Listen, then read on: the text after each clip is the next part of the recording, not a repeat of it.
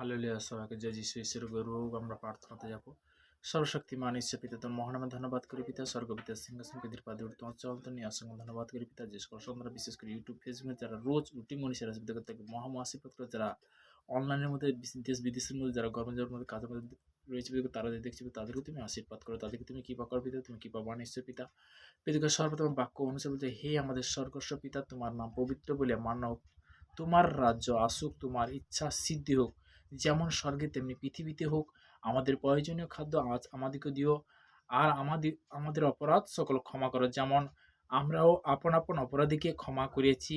আর আমাদিগকে পরীক্ষাতে আনিও না, মন্দ হইতে রক্ষা করো। প্রভু তোমাকে অসংখ্য ধন্যবাদ করি পিতা, আজকের এই মুহূর্তে এই প্রার্থনার জন্য পিতা।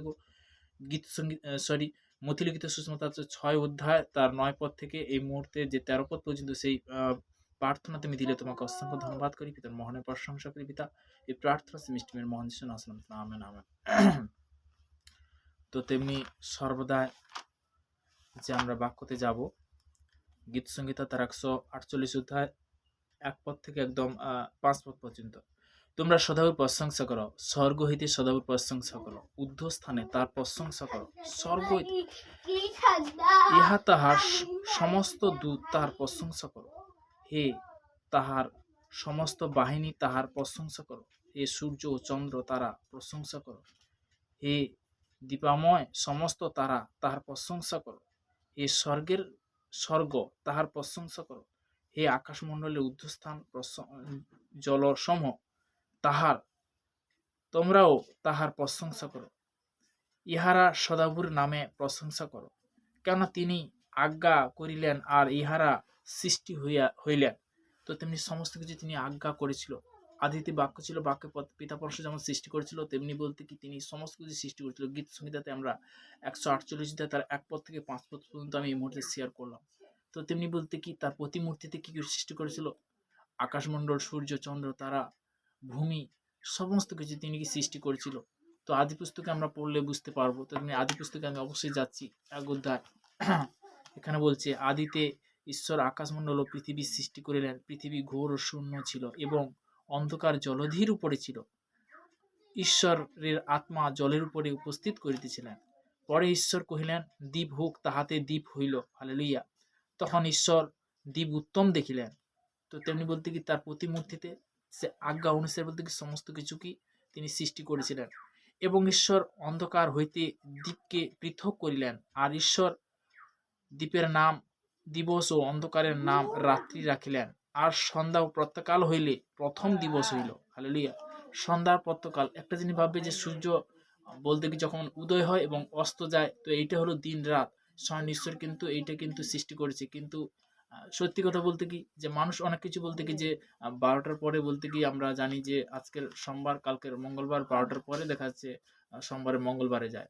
তো তেমনি বলতে কি এটা বলতে কি মানে জগতের মানুষের, কিন্তু আমার পিতার বচন কি বলছে যে তেমনি বাক্য অনুসারে বলতে কি যে এখানে পরিষ্কার হচ্ছে কি, এখানে পরিষ্কার বলছে, আর সন্ধ্যা ও প্রাতঃকাল হইলে প্রথম দিবস হইল। সন্ধ্যা ও প্রাতঃকাল হইলে কি প্রথম দিবস বলতে আর সন্ধ্যা ও প্রাতঃকাল হইলে প্রথম দিবস হইল। বলতে কি যখন বলতে কি আমরা যখন সূর্য যখন বলতে কি উদয় হয়, তো তোমরা বলতে কি দিন, আমরা দিন দেখতে পাই, তাই না? তো তুমি যখন অস্ত যায় তখন বলতে, পরে ঈশ্বর কহিলেন, জলের মধ্যে বিতন হোক ও জলের 2 ভাগ পৃথক করুক। ঈশ্বর এই রূপে বিতন করিল। হালেলুয়া। প্রত্যেকটা জিনিস তিনি কি তার সৃষ্টিতে তিনি করলেন। সমস্ত কিছু কি সৃষ্টিতে তিনি বাক্য অনুসারে তিনি কি করলে। তো তেমনি বলতে কি প্রভুর বচন বলছে, যোহন লিখিত সুসমাচার তার 3 অধ্যায় 3 পদে, যিশু উত্তর করে তাহাদিগকে কহিলেন, সত্য সত্য আমি তোমাকে বলিতেছি, নতুন জন্ম না হইলে ঈশ্বরের রাজ্যে দেখিতে পাইবে না। নতুন জন্ম বলতে কি জবে থেকে আমরা রোমিও 10 অঙ্গীকার জবে থেকে হয়েছি, পিতা আমাদের কি করছে, মহাম আশীর্বাদ করেছে। নতুন জন্ম হওয়া অবশ্য দরকার। তো তেমনি বলতে কি নতুন জন্ম বলতে কি যে আমরা যবে থেকে যিশুকে গ্রহণ করছি তবে থেকে একটা নতুন জন্ম। আমাদের চলার পথে সবকিছু বলতে কি সম্পূর্ণ আলাদা। বলতে কি পিতার বাক্য বলেছে যে পরনিন্দা করে না, ব্যভিচার করে না, চুরি করে না। আমরা এগুলো কেননা টোটালি এর থেকে কি ঘৃণিত কাজ, আমরা এগুলো যেন না করি। তো তেমনি বলতে কি রোমিও তার 10 অধ্যায় আমরা যাব। 10 অধ্যায়। হালেলুয়া, হালেলুয়া, প্রভু স্তুতি। 9 আর 10, 9 আর 10 পদ, 10 থেকে একদম হ্যাঁ, কারণ তুমি যদি মুখে যিশুকে প্রভু বলে স্বীকার করো এবং হৃদয় বিশ্বাস করো যে ঈশ্বর তাহাকে মৃতগণের মধ্য হইতে উত্থাপন করেছেন, তবে পরিত্রাণ পাইবে। কারণ লোকে হৃদয় বিশ্বাস করে ধার্মিকতার জন্য এবং মুখে স্বীকার করে পরিত্রাণের জন্য। নেক্সট 11 পদে বলছে, কেননা শাস্ত্র বলে যে কেউ তাহার উপরে বিশ্বাস করে সে লজ্জিত হইবে না। যে কেউ বিশ্বাস করে সে কখনো লজ্জিত হইবে না। আমরা প্রার্থনাতে যাব। সর্বশক্তিমান ঈশ্বর পিতা মহানামে ধন্যবাদ করি পিতা স্বর্গ পিতা সিংহাসন পিতার পাদুর তোমার চরণে অসংখ্য ধন্যবাদ। যে সকল সন্তানরা বিদেশের মধ্যে যারা আমার ভারতবর্ষের বিভিন্ন প্রান্তে যারা রয়েছে পিতাকে তাদের জন্য প্রার্থনা করছি পিতাকে, তারা যে যে অবস্থায় রয়েছে পিতাকে সবার জন্য প্রার্থনা করছি। তাদেরকে তুমি আশীর্বাদ করো পিতাকে।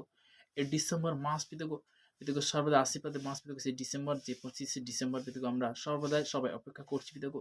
কিন্তু অ্যাডভান্স তুমি নিয়ে আসবে পিতাকে সর্বদা সব সন্তান পিতাকে, যারা বিশ্বাসী এবং বিশেষ করে যারা পুরনো এবং নতুন পিতাকে প্রত্যেকটা জনের জন্য প্রার্থনা করছি। তাদেরকে তুমি আশীর্বাদ করো, তাদেরকে তুমি কৃপা করো পিতা। তারা যেন সর্বদা জেরুজালেমে আসতে পারে পিতাগো। যারা বিশেষ করে অনলাইনের মধ্যে যারা জুটছে বা যারা জুটতে পারেনি, আমি সবার জন্য প্রার্থনা করছি ব্রাশ কভার করো, তাদেরকে তুমি সুরক্ষিত করো। তারাও যেন পিতাগো সে আশীর্বাদের বাক্যতে সে আনন্দ, বিশেষ করে যে 25 ডিসেম্বর পিতাগো সে ক্রিসমাস, ক্রিসমাসের জন্য প্রার্থনা করছি। তারা যেন সর্বদা সবাই উপস্থিত হতে পারে অনলাইনের মধ্যে।